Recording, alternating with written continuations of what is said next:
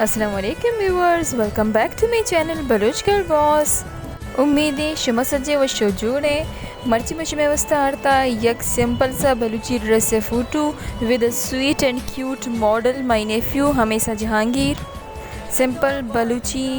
पित्तू वाला सुट्टे गुराइन थे और मर्ची शुमारा वती सुट्टे बारे वती ड्रेस बारे कुछ गुशक लूटी थे. तो सजन अच्छे सरिया मर्ची माँ ये छे मुलाकात कने और अगर शुमा मनी चैनल तो करनी हुए तो मनी चैनल रा सब्सक्राइब भी कने, मनी वीडियोज़ ना लाइक भी कने, शेयर भी कने और मेरा कमेंट सेक्शन है तो का कमेंट भी कने कि शुमारा मनी वीडियोज़ क्यों लगन थे.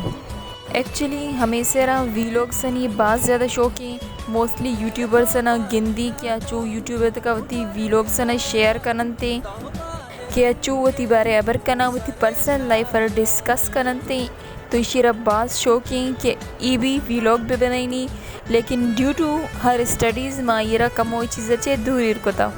इशी एक्सप्रेशन अच्छी ज़ाहिर बोगे कि चिच्चो एक्साइटेड अबर कने गेस्ता सोशी गुना अबर बेकने.